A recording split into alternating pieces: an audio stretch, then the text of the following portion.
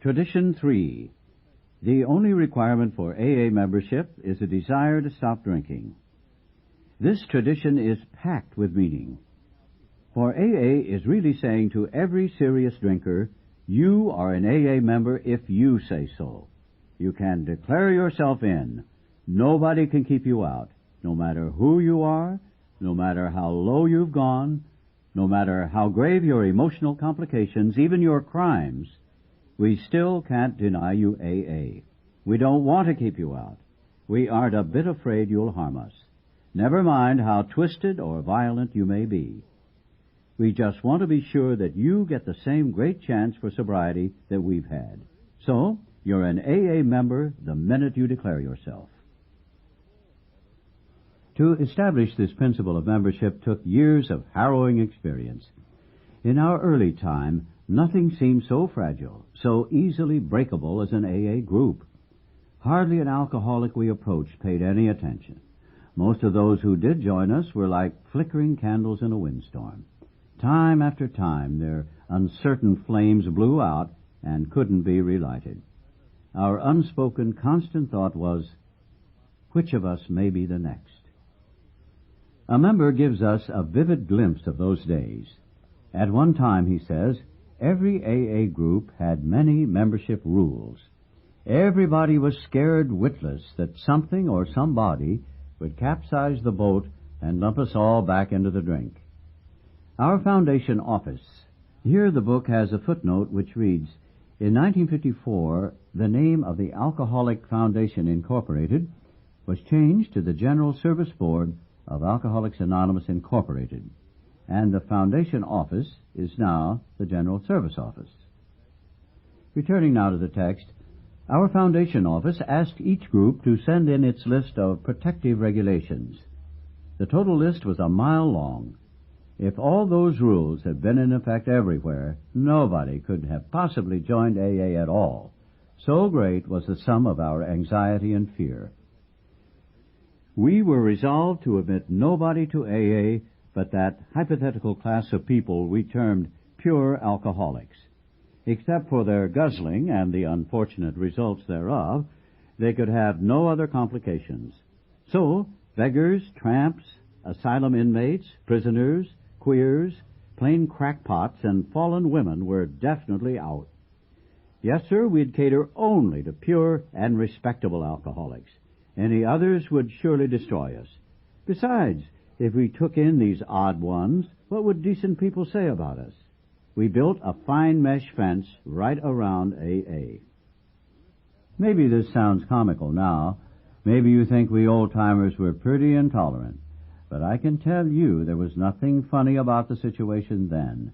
We were grim because we felt our lives and homes were threatened, and that was no laughing matter. Intolerant, you say? Well, we were frightened. Naturally, we began to act like most everybody does when afraid. After all, isn't fear the true basis of intolerance? Yes, we were intolerant. How could we then guess that all those fears were to prove groundless? How could we know that thousands of these sometimes frightening people were to make astonishing recoveries and become our greatest workers and intimate friends? Was it credible that AA was to have a divorce rate far lower than average? Could we then foresee that troublesome people were to become our principal teachers of patience and tolerance? Could any then imagine a society which would include every conceivable kind of character and cut across every barrier of race, creed, politics, and language with ease? Why did AA finally drop all its membership regulations?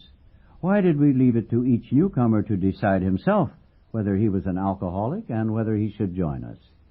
Why did we dare to say, contrary to the experience of society and government everywhere, that we would neither punish nor deprive any AA of membership, that we must never compel anyone to pay anything, believe anything, or conform to anything?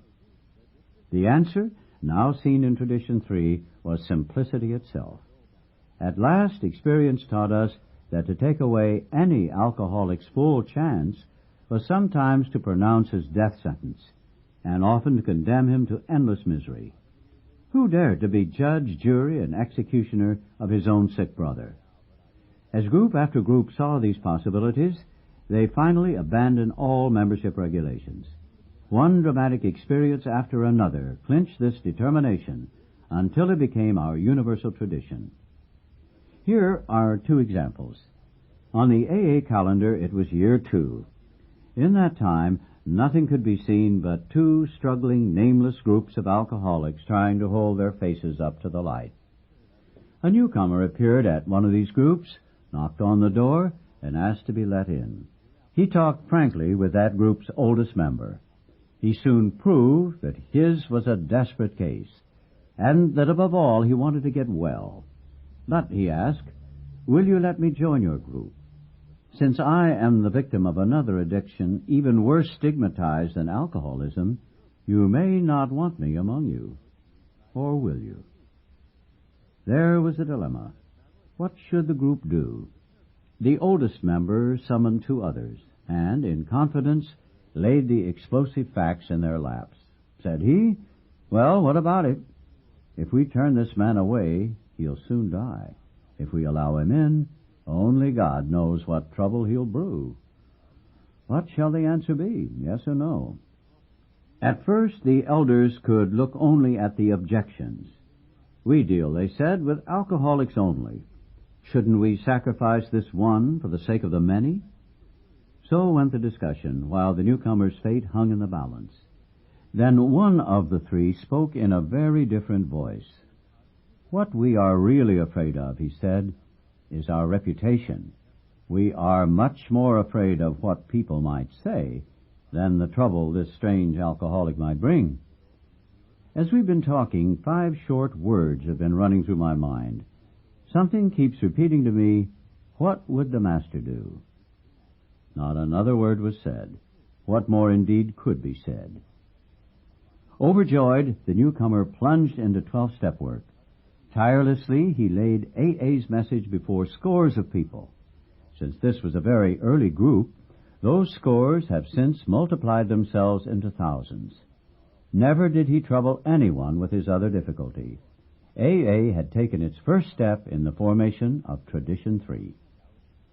Not long after the man with the double stigma knocked for admission, AA's other group received into its membership a salesman we should call Ed. A power driver, this one, and brash as any salesman could possibly be. He had at least an idea a minute on how to improve AA. These ideas he sold to fellow members with the same burning enthusiasm with which he distributed automobile polish. But he had one idea that wasn't so saleable. Ed was an atheist. His pet obsession was that AA could get along better without its God nonsense. He browbeat everybody, and everybody expected that he'd soon get drunk, for at the time, you see, AA was on the pious side.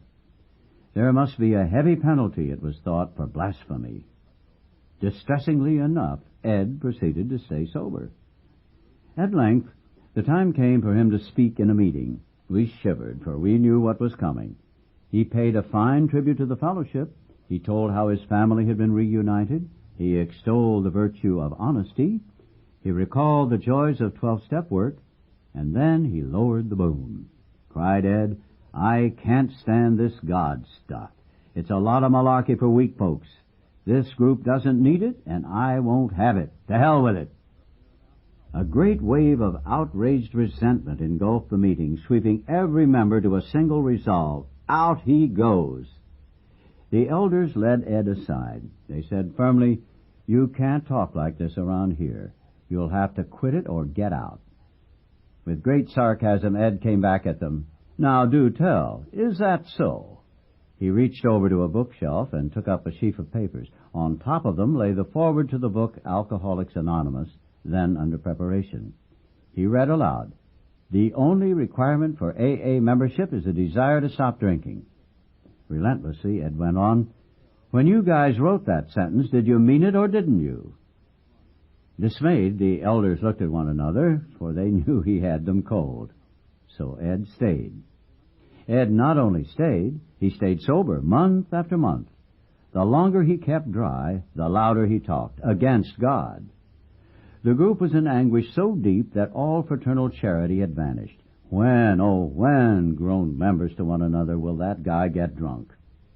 Quite a while later, Ed got a sales job which took him out of town. At the end of a few days, the news came in. He'd sent a telegram for money, and everybody knew what that meant. Then he got on the phone. In those days, we'd go anywhere on a 12-step job, no matter how unpromising. But this time, nobody stirred. Leave him alone. Let him try it by himself for once. Maybe he'll learn a lesson. About 2 weeks later, Ed stole by night into an AA member's house, and, unknown to the family, went to bed. Daylight found the master of the house and another friend drinking their morning coffee. A noise was heard on the stairs. To their consternation, Ed appeared. A quizzical smile on his lips, he said, "Have you fellows had your morning meditation?" They quickly sensed that he was quite in earnest. In fragments, his story came out. In a neighboring state, Ed had holed up in a cheap hotel. After all his pleas for help had been rebuffed, these words rang in his fevered mind. "They have deserted me. I have been deserted by my own kind. This is the end. Nothing is left." As he tossed on his bed, his hand brushed the bureau nearby, touching a book. Opening the book, he read. It was a Gideon Bible. Ed never confided any more of what he saw and felt in that hotel room. It was the year 1938. He hasn't had a drink since. Nowadays, when old-timers who know Ed foregather, they exclaim, "What if we had actually succeeded in throwing Ed out for blasphemy? What would have happened to him and all the others he later helped?" So the hand of Providence early gave us a sign that any alcoholic is a member of our society when he says so.